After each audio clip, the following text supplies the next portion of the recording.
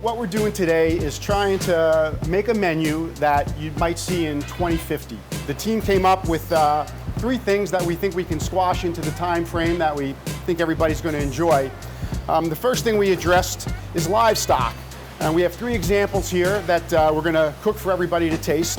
The first one, this is a regular grain-fed beef.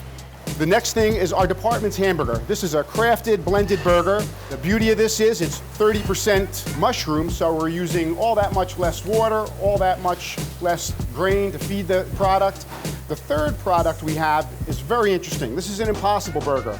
It was designed in a lab. The great thing about this burger is it has 0% cow in it. I think it's mostly potato protein, soy protein.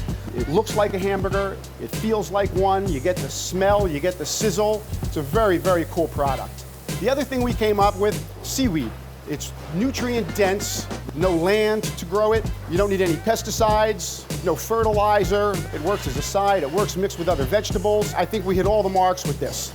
And the third item we're going to pull out, it's crickets. Uses very little land, very little water. Seems to be a pretty sustainable item. Loaded with protein, loaded with calcium. I took some of this flour and made a real basic brownie recipe. A couple of them have some whole crickets in them. A couple of them just are made with the powder. I felt if I made these brownies, I'd get a lot more takers today. And the cricket itself is very bland.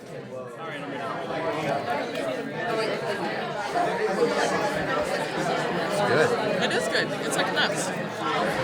Princeton is about generating pure knowledge and new knowledge in the context of now and into the future. And through the courses that are being offered, students are exposed enough to make decisions for themselves and in the societies that they will be contributing to in the next decade or 2 decades.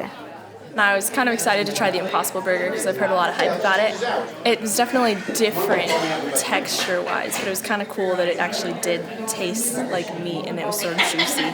Still a little bit of intimidation from bugs, but I think if I got more used to it, or if I didn't actually see the bug that I was eating, like in the cricket flour, then it was a lot easier to eat the brownie that didn't have like a cricket head sticking out of it.